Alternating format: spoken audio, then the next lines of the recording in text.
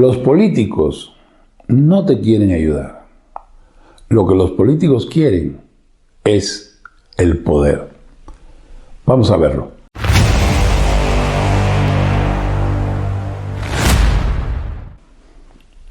Hoy quiero hablar de algo que tiene mucha más importancia de la que solemos darle.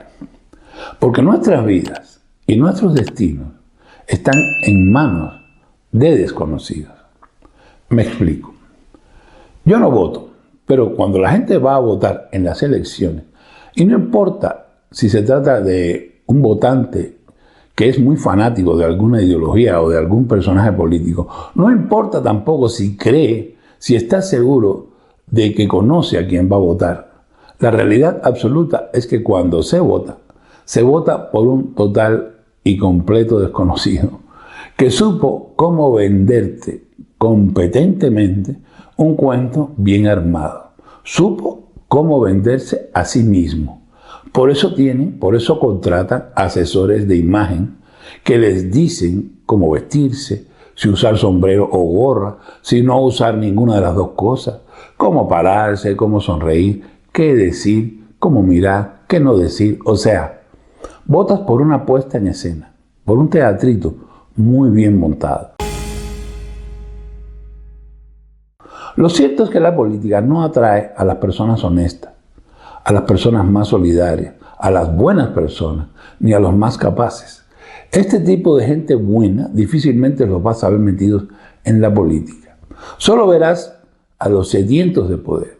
Y esa ambición podría ser, en la mayoría de los casos, una forma de patología psicológica. El deseo de poder no es universal ni es natural. O sea, no lo tenemos casi nadie. Piensa y analiza bien esto que te voy a decir a continuación. La mayoría de las personas buscamos autonomía, mejores ingresos, estar tranquilos, tener tranquilidad, pero no buscamos controlar a los demás. Piensa en la gente que conoces, la gente que está cerca de ti. ¿Cuántos de ellos te han dicho, te han manifestado que están ávidos de poder, de dominar, de mandar, de ser obedecidos? Piensa en tu familia, en ti mismo, en tus amigos, tus vecinos. ¿Cuántos de ellos tienen esas inclinaciones? Probablemente ninguno. Y si hay alguno, sería una excepción. Y ya sabes lo que significa una excepción. El poder político implica el deseo de autoridad para coaccionar, para decidir por otros y no aceptar oposición. Y también el viejo sueño de pasar a la historia, de aparecer en los libros de texto, en las escuelas y, ¿por qué no?, alguna que otra estatua. ¿Hay evidencias de que el deseo de poder tiene implicaciones patológicas? Por supuesto que las hay. Por ejemplo, David Winter, psicólogo de la Universidad de Michigan, descubrió que los políticos tienen un perfil alto en motivación de poder, que es el deseo de impactar, controlar o influir en la vida de los otros. Cuando leí ese artículo, fue que se me ocurrió la idea de hacer este episodio. Estas personas con alta motivación de poder tienden a disfrutar mucho más que los demás de los roles jerárquicos, ser el jefe. Tienden a manipular más, o sea, que son manipuladores simplemente. Dicen y hacen lo que tengan que decir o lo que tengan que hacer para salirse con la suya. Y tienden a sentir menor o ninguna empatía porque no hay ningún freno moral que los detenga. Sienten una especie muy peculiar de excitación, muy parecida a la excitación sexual, pero por el poder. Hay tres elementos que son conocidos como la tríada oscura de la personalidad. Es un concepto de la psicología que puedes estudiar si te interesa. Esta tríada la conforman el narcisismo, el maquiavelismo y la psicopatía. Los narcisistas se creen superiores y con derecho a dominar. Usan a los demás para engrandecerse a sí mismos. Son hipersensibles cuando los critican, pero insensibles totalmente al dolor de los demás. En política los narcisistas buscan el escenario, estar arriba, ser vistos, ser aplaudidos, buscan el culto a la personalidad, el poder como reflejo de su grandeza. Sin poder no son nada. El maquiavelismo significa tener gran tendencia a la manipulación, al engaño, pero al engaño estratégico y la frialdad emocional necesaria.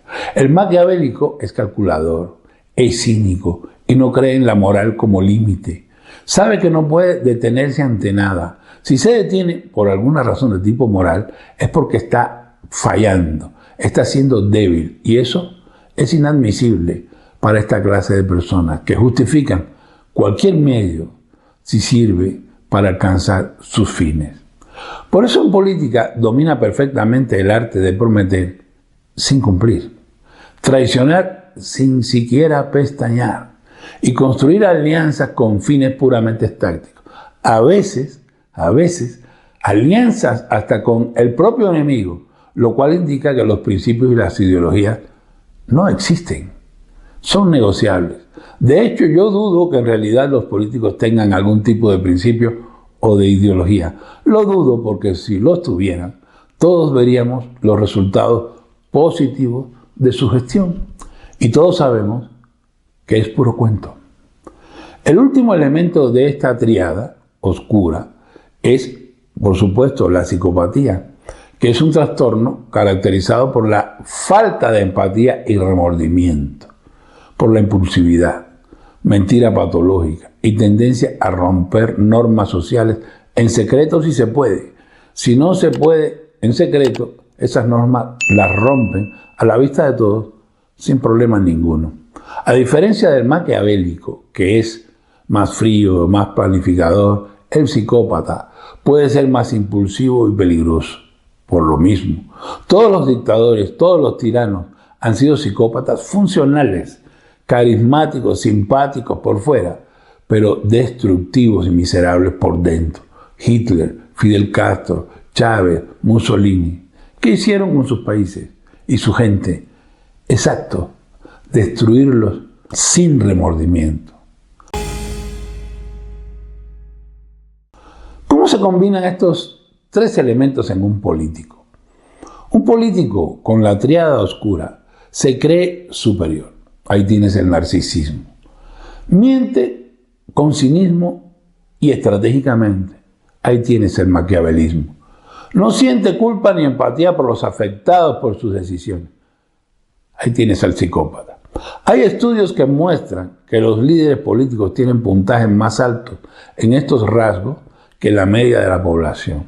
El poder político necesita del monopolio de la fuerza, impuestos y control burocrático. Y estas cosas no tienen nada que ver con el altruismo de ninguna clase. La gente que quiere el poder desea dominar o intervenir en la vida de los demás. Punto. Pero en realidad, piénsalo, no se necesita poder para ayudar. Lo que se necesita es eso, empatía, cooperación, asociación libre. El poder político concentra violencia bajo justificaciones morales. El sistema selecciona y premia a quienes saben usar el poder para sí mismo. El incentivo nunca es servir a los demás, sino escalar. Te repito, el deseo de controlar a otros es minoritario, es anormal, no está en la mayoría y casi siempre es patológico. Y si en lugar de dar poder a unos pocos construimos sistemas, una sociedad donde nadie tenga poder, donde la cooperación sea voluntaria, no forzada por leyes ni por coerción, ese será tema para otro episodio. La política es un refugio para los mediocres. Muchos entran en la política no por vocación de servicio ni nada de eso, ni por visión de país, sino porque reconocen, en primer lugar, sus propias limitaciones en otros campos. No destacan en lo técnico, no tienen ninguna idea para poner un negocio, no poseen ningún tipo de habilidad que sea útil, pero tienen algo, ambición y mucho cinismo. Y la política les ofrece un caminito alternativo para alcanzar el éxito económico. No necesitas crear valor, o sea, no tienes que inventar nada que vender, nada valioso. No tienes que competir en el mercado, ni innovar como no sea innovar para engañar mejor. Solo necesitas saber maniobrar, manipular y sobre todo, trepar. Para alguien mediocre, ya sea intelectual, creativa o moralmente, la política es atractiva porque le permite enriquecerse y obtener estatus sin mérito alguno, sin producir nada real. No sé si has tenido la oportunidad de conocer, de tener cerca algún diputado o algún gobernador. Si es así, te habrás dado cuenta de que se sienten superiores. Suenan siempre falsos, como si estuvieran actuando, cuando en realidad son, al menos teóricamente, empleados de los ciudadanos. Solo que los que andan en la enorme camioneta y viven en las mansiones son ellos. Esto explica por qué tantas personas que fracasarían en la iniciativa privada encuentran en la política un refugio muy abrigador, muy acogedor. Además, el sistema político protege y premia justamente la mediocridad, porque no busca en ningún caso la excelencia. Lo que busca es lealtad, docilidad y capacidad para mantener el discursito oficial. El mediocre en la política no necesita saber construir, solo saber ordenar, prohibir y culpar. Sobre todo culpar, que es muy útil cuando todo sale mal. En esos casos, encontrar un buen culpable lo saca de problemas muy serios, hasta de la cárcel. Alguien que conozco que estudió ciencias políticas hace tiempo me contó que en las primeras clases de la carrera un profe le enseñó, o sea, escucha bien esto, un profe le enseñó que un político tiene que ser capaz de faltar a su palabra sin sentir remordimiento. Y no se refería a López Obrador, se refería a todos los políticos.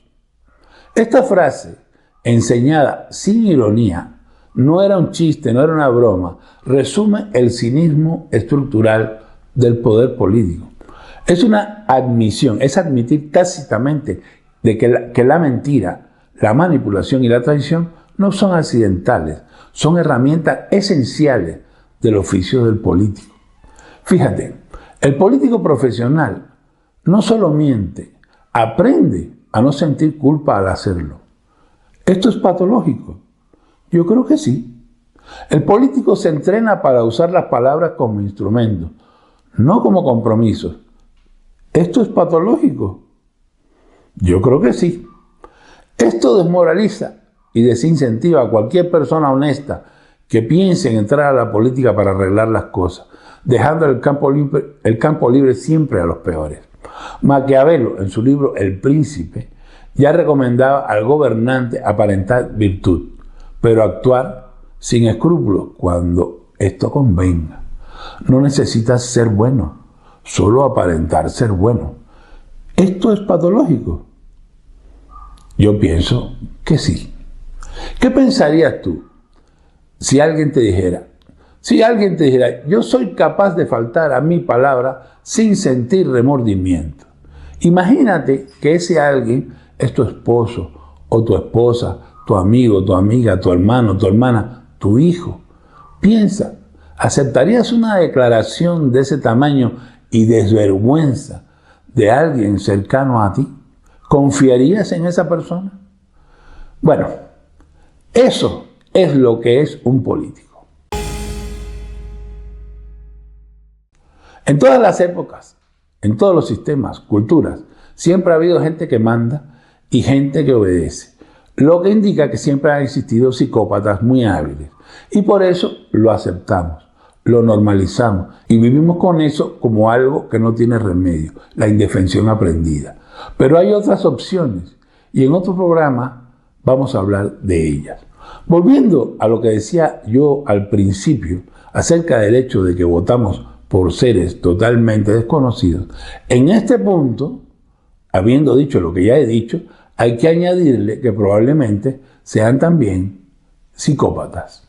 Finalmente, acepto que puede haber personas con buenas intenciones en la política, pero son, como ya dije antes, excepciones, y las excepciones solo sirven para eso, para confirmar la regla. Una vez más, si te pareció interesante o útil lo que te conté, considera suscribirte. No cuesta nada y te sirve para que YouTube te avise cada vez que publique algo nuevo. Cosa que hago todos los lunes y todos los jueves a las 8 de la noche, hora del centro de México. Gracias por estar ahí. Chao.